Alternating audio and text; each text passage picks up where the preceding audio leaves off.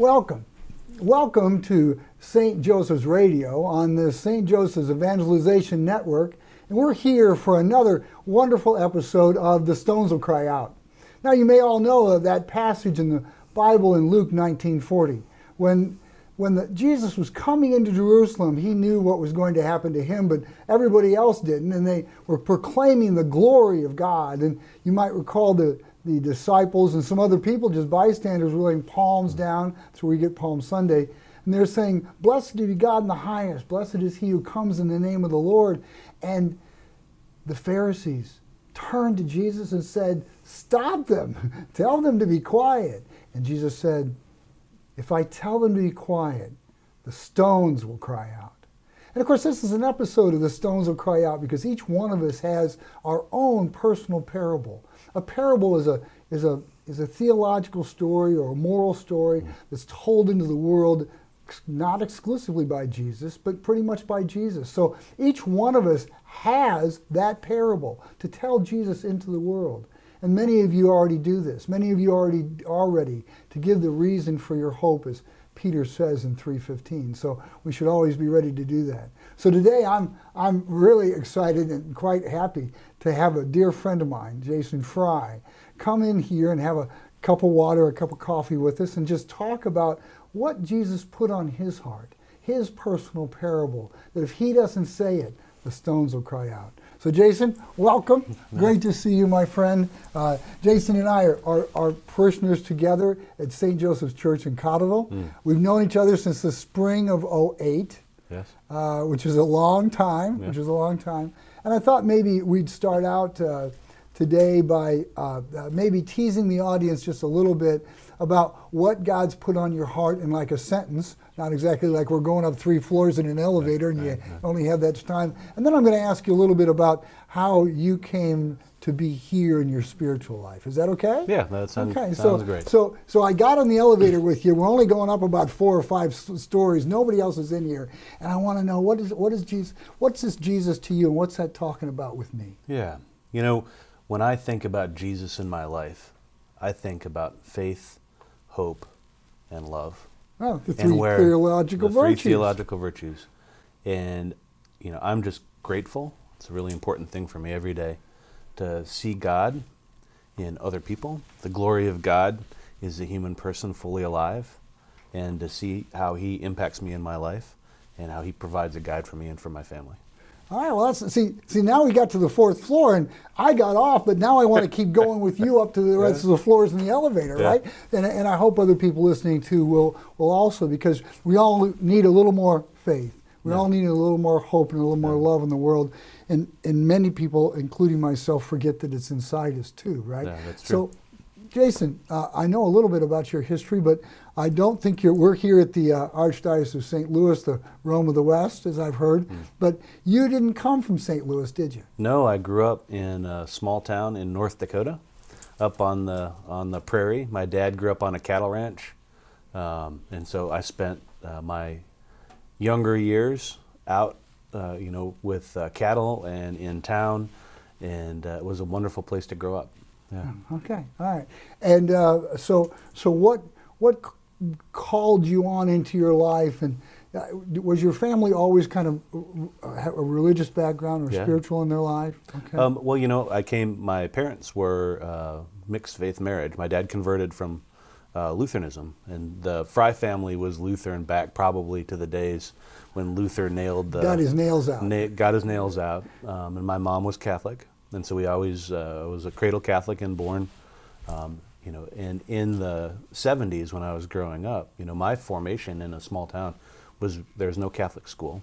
And it was really CCD class is what we called it on Wednesday afternoons after school got done, taught by really enthusiastic, high school volunteers. So we had a lived faith in our family, but I wouldn't say that I was super well formed growing up. And then through, God kind of coming into my life in a lot of different ways. I went to the Naval Academy and was part of the Catholic Midshipmen's Club there, and you really started running into other people who grew up in just really, really rich Catholic environments. My mom grew up that way. She went to Catholic school, and the other thing that was really interesting about that is, the academy is a place where values and faith are taken very seriously. So, there were Catholic chaplains and really high quality, and I started to grow in faith there. Was that a little bit of a surprise to you when you went into the academy and found that environment? No. Okay. It's part of what attracted me to the place. Oh, really? Okay, yeah, cool. There's a huge chapel, and it's a really dynamic environment because it's a reflection of the country. So there's Jewish chaplains and Protestant chaplains and Catholic chaplains, and every now and again, they'll have Muslim service. And I remember going to a Seder meal with our Jewish midshipmen. It was just a wonderful, wonderful place, and looking back, a good place to grow. It was the right place for me at the right time. So how did that propel you to the next part of your life? Yeah, so I went into the Marine Corps after I graduated, and we deployed when I was new in the Marines on a 6-month deployment to the Western Pacific, and I was on a ship for 6 months. And the Catholic chaplain for the battle group was on our ship, and I went to Mass every night for 6 months. Was that the first time you've been able to do that much Mass in a concerted period of time? Yeah, for sure. What did that do for you as you were going to Mass and immersing yourself in the Last Supper? Yeah. It really, when you're able to have the sacrament that often, it becomes a much bigger part of your life. If you're listening to the readings and you're participating in the Eucharist every day, it becomes a lot bigger part of, I think, just who you are on an ongoing basis. Certainly going once a week on Sundays, you can get the same thing, but just having that as part of your normal rhythm every day, it's kind of like a little midget liturgy of the hours, if you're a daily Mass goer, in that you just, Christ becomes present. Isn't that true? I know you're going to look at me and say, well, yes, Mr. Obvious, but going to church every Sunday, wonderful, love it. Yes. Hopefully people prepare for that before they go, Yes. and just walk in it early and leave early. But having said that, if you were working out with me, and I wouldn't work out with you, I already know how strong you are. But having said that, if you were working out with me and we worked out once a week, we'd be in better shape than I am right now, but we'd be in pretty good shape after a while. But would we be in the same shape if we worked out 3 times a week? Right. Would we be in the same shape if we worked out once a day? Even if it wasn't as concerted as it was that once a week. And our bodies are telling us something about our spiritual life, don't you think? Yeah, I think so. Yeah. I think so. It's a good pattern for us. You can see in the it's a sacramental thing, right? There are visual and physical things for us to touch. Our body is an indication of our spiritual life, so it's awesome how they come together. Yeah, the Catholic Church doesn't separate the two like the Gnostics, right? Exactly right. We say, hey, this is who we are, Right. and we were made this way on purpose. Right. Image and likeness of God spiritually. And so now you've had 6 months of a way of retreat. You had duties, right? But in a way of a retreat with Jesus and the sacrament. Yeah. What was that like then? After that for you, how did that, when you had your next deployment, how were you able to carry that with you, or were you? Yeah, well, I was, and it's fascinating how, if I look back on my life, it's this conversation. When you look back and you can see it, it's a conversation with Christ in my life. Would you call that? I'm getting back to the Stones of Cry Out. The conversation aspect, because I know you a little bit. That conversation aspect, and you say that has continued on. Would you call that a pillar of your spirituality? I would say so, yes, because as I look back at the right times in my life, the right things happened, and in an order that, certainly I had to participate. You're growing and learning. But all of the things kind of hit at the right amount of time. So 6 months of this retreat, when I got back, shortly after I returned, I got engaged to my wife and started formation, got married a year after that. And so I transitioned and had another sacrament come into my life and grew in my faith more. And it was important that we were both Catholic. Faith was a really important part of our marriage. We went to the Mission San Luis Rey, Mission St. Louis the King in California, where we did our pre-Cana, not knowing that we would someday end up in St. Louis. And that made me grow in a whole new way in my faith. That was another chapter. And then we deployed overseas for another deployment with the Marines, and that was to Iraq in 2003 in combat operations. And that really has a significant change too. You know, you when the chance of your life ending is imminent, faith becomes really important. The theoretical things become a lot more important to you really quickly. They say there's no atheist in a foxhole. Yeah, well, for all faiths. Your faith was important to you. Your wife's faith was important to her, and you both grew in that faith. Were you still carrying on this conversation with the Lord? Yes. And how does it? Just so I know, because if I hear how your conversation is with Jesus, maybe I can recognize his voice in my life. What was it like then? We're going to get to where you are now, because I can tell by your hair you're not just out of the military last year. Not last year, no. But what would you tell me if you said, this is how I heard Jesus, this is how I can hear Jesus in that conversation? Well, you know, you for me, waiting, I've been very fortunate, waiting to hear the small, still voice, you know, and that blinding flash or you know, this really clear voice from on high is nothing that I ever expected or has happened. I find Christ day to day in the world, and I like to call, I'm a Marine at heart, and so I like to call it the Holy Spirit 2x4. So there's times in your life where you're going along and it is just blatantly obvious that you were meant to be in a place at a time for a reason. And so if you're aware of that and you're seeking to find God in your life, if he's at the center of what you're doing, then you see him and you respond.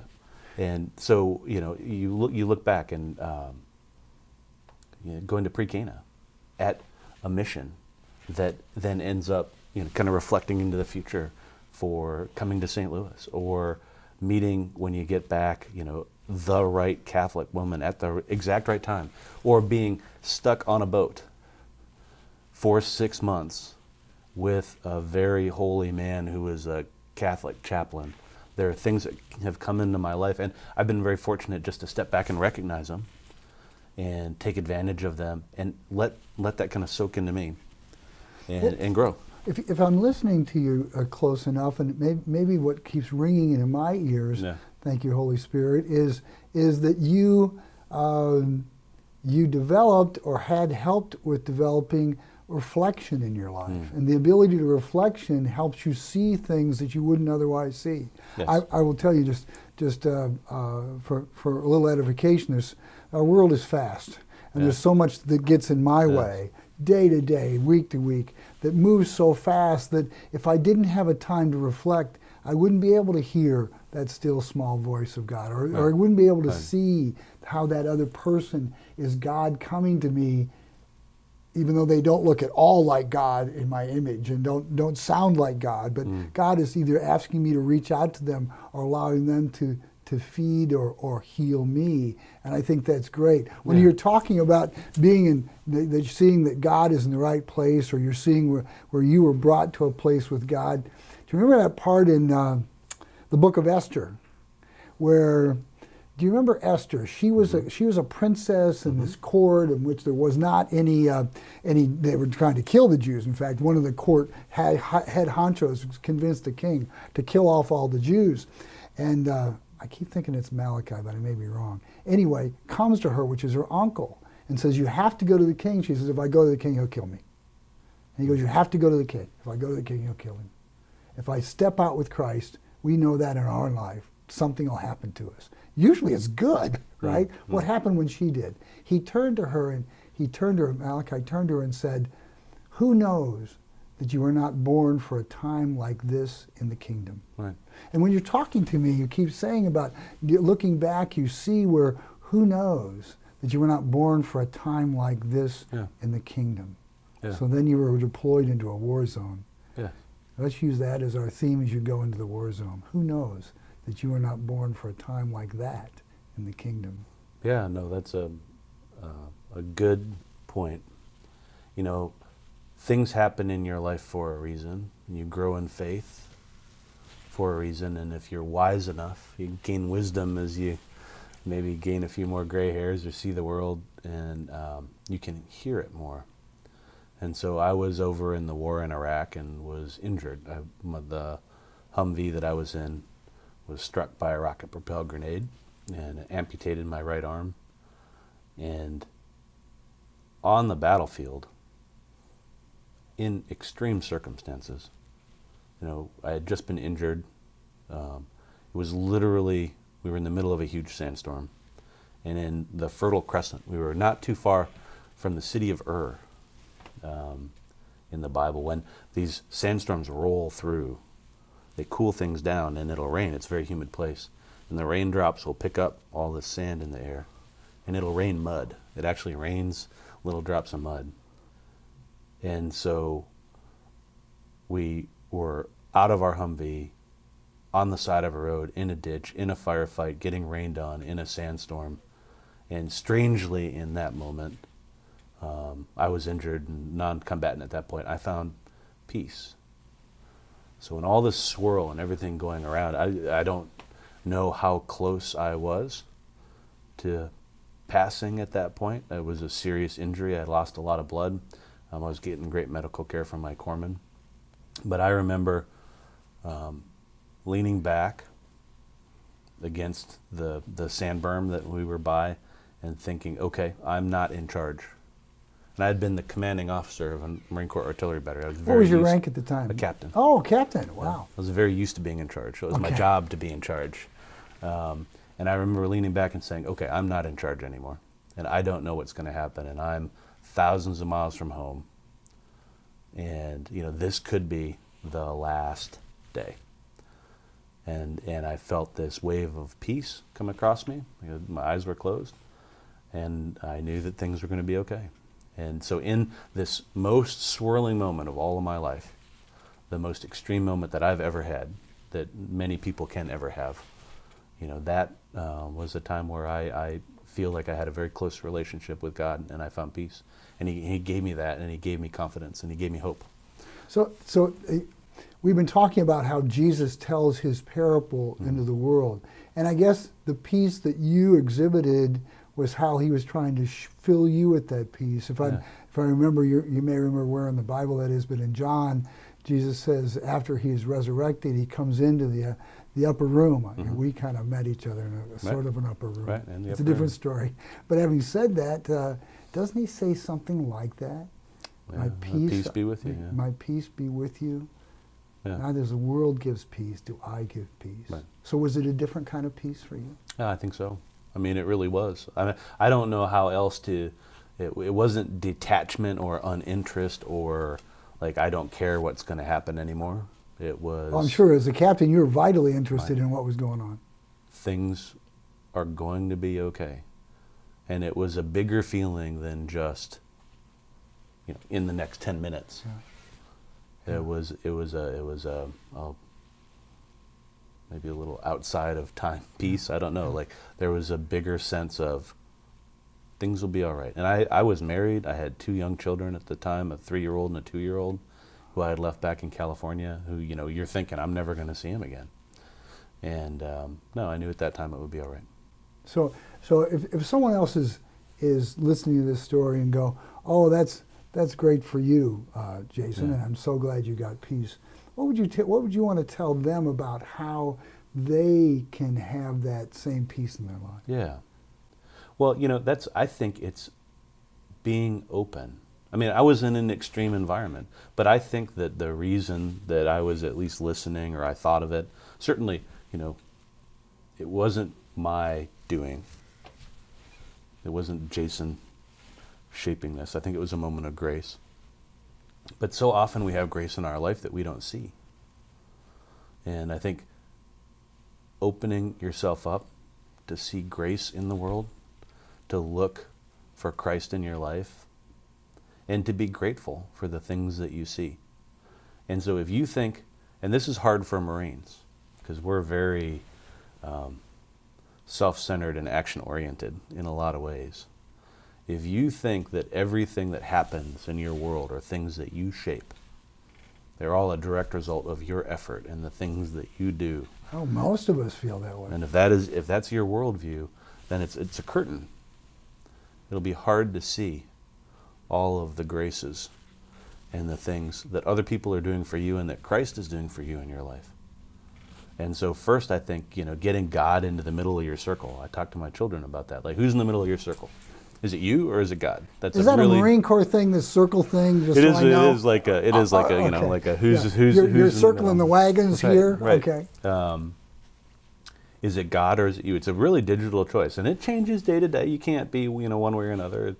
It's something always to pray about. Once you put God in the middle of your circle, now does that mean that you have to go off and join a Benedictine monastery? I know a lot of Benedictine monks. They're awesome. So if you're called that way, go. It's a great way of life. But, not for many of us. It doesn't mean you have to go sit on top of a mountain and pray, 6 times a day. Having God in the middle of your life is being open to see Christ in your life. And that was a practice in your life already that anyone could pick up. Yes. That practice of trying to be in the presence of God. That's prayer, being in the presence of God. Yes. Just lifting your heart up to God, as St. Augustine Yes. says. So you just said, hey, I'm gonna throughout the day be in the presence of God. Yeah. And interesting enough, we're always in the presence of God, but when we perceive it, the grace comes in then. Well, and that's the beauty of it, is you're exactly right. So, and that's the maybe the oldest lie that the serpent told in the garden is, you're in the middle of your circle. Just take a bite of this apple and you'll be in the middle. And we know it's not true. We know God is always with us. And so the funny thing about it is just seeing that, and being open to see it. And maybe that's some wisdom that I've had in my life now looking backwards. That maybe for younger people it's harder to see that God is always there. And to look and listen and really be open.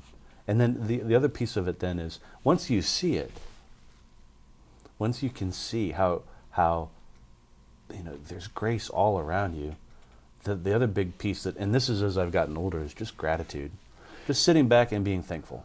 And those are the big, if you can hear God and you can see Him in your life and in the world, and not in a big shining light and a dove coming down, that would be awesome. But what about in the person in the office next to you?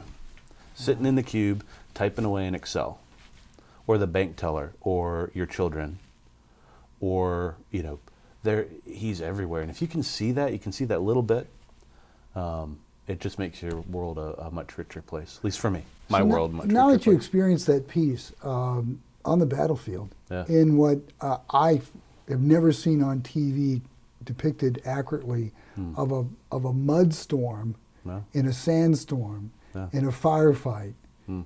in a foxhole or a ditch. Yeah. That's not even a foxhole. That's not even secure as a Right. foxhole. Right. Worried about other people around you, unable to help, feeling totally helpless in a world way, in an action way, totally against your makeup, because I know you. And then you get this peace. That's something that many people would love to have right now. Yeah. And you found that because of His voice. Yes. Yeah, cool. Yeah. So how does that translated? I mean, again, we're talking about that. I don't want to Shanghai your parable because it's your personal parable. Right. But what else do I need to know then? Is that all I need to know? Is that I can find peace in Christ? No, I think you have to live it out. And so, but I would say this is, there's beauty in simplicity. It doesn't have to be, at least for me, a complicated, complex, search. Simply trying to see, being open for me. Like looking for Christ in my life is a huge piece of it. And we're blessed in the church. There's so many things to pick from. We almost have a superabundance of ways to find Jesus. And you can go, for me, as I grew from there, and over the years, I think I need a lot of extra help, because in my life, God has put Salesians and Benedictines and Jesuits and deacons and the Archdiocese of St. Louis and all of this just huge amounts, Dominicans on top of it, St. Thomas, who's I'm very close to, of routes and places you can see things. And I really love that. I love to learn. I'm a very, learning is my favorite thing. But at base of it, where I grow the most and where I find the most is just that simple relationship. It all goes back to relationship, finding Christ in the world and having a conversation with him, having that personal conversation on a daily basis as you see him is important. That's the core. I can't leave you with that, because I need to know keep more. coming along. I need to know more because I've got you at a place in my mind, in my image, in my heart, a place of peace. And of course, it's hard to carry that forever. That feeling is not always going to be in the same magnitude, even though it may still be there. It's not the beatific vision for sure. No, right? I'm glad you didn't see it quite yet. For my benefit, I got to meet you after that. Right. Then it was all downhill, uphill, side hill. What was going on? It's up and down. It's consolations and desolations. Everybody's life is up and down all the time. Yeah. And so you think of now that was by far in my life so far, and God willing, I don't have another one that gets worse. That has been the worst moment. There's no doubt in my life that was the low of the lows, which surprisingly turned into somewhat of a spiritual high point, right? But then life comes, and I got out of the Marines after that, medically retired. I went to the University of Notre Dame. The ethics professor in the business school that I was going to had a deep grounding in Ignatian spirituality and introduced me to that. So another thing kind of coming into my life at the right time. Is that where you heard about Ignatius, desolation and consolation? Yeah, that's the first time I was exposed to it. Just so people know a little bit about Ignatius, Ignatius of Loyola was a military person too.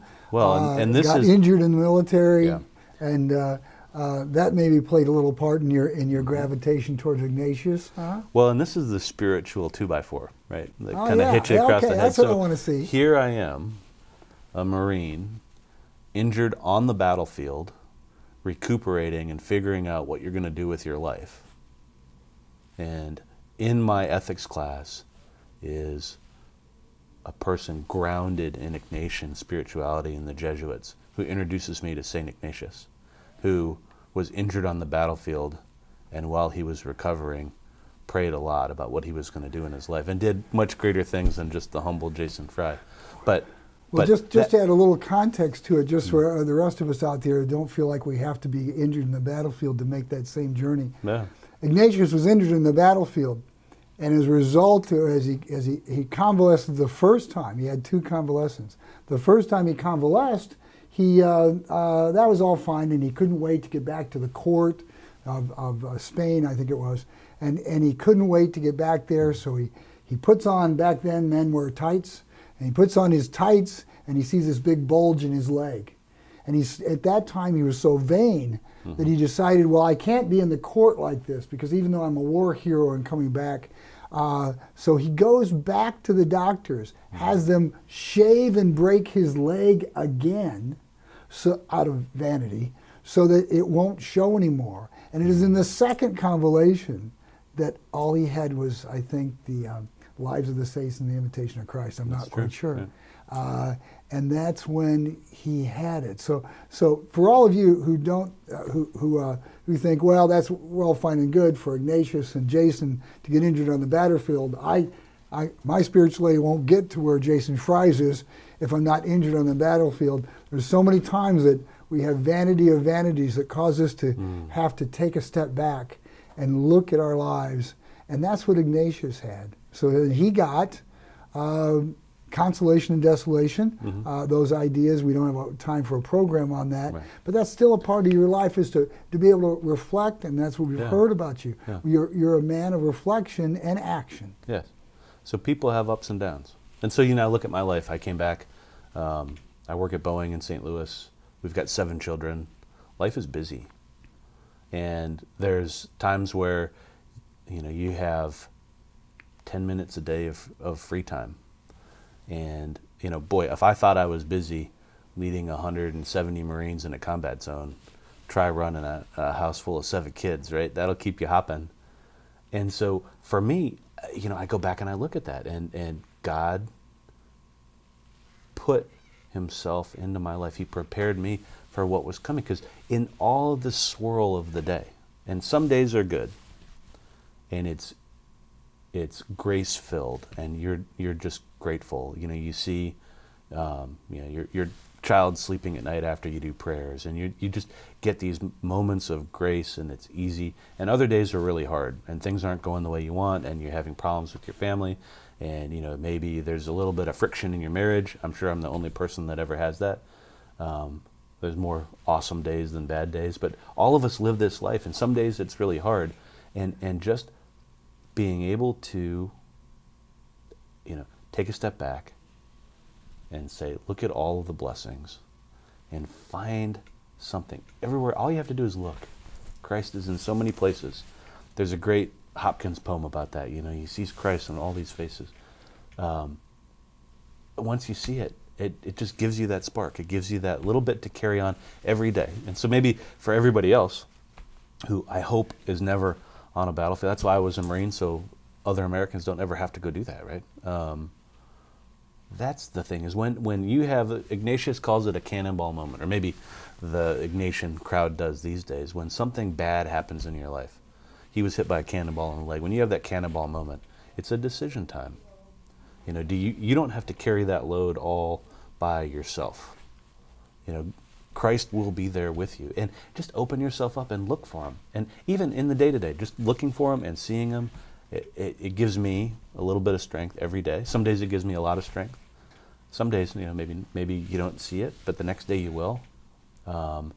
And you combine that with just being thankful for the things you have. And that's really how I've grown. That's the secret sauce of my spiritual journey, is just grow a little bit and grow a little bit. Find God out in the world.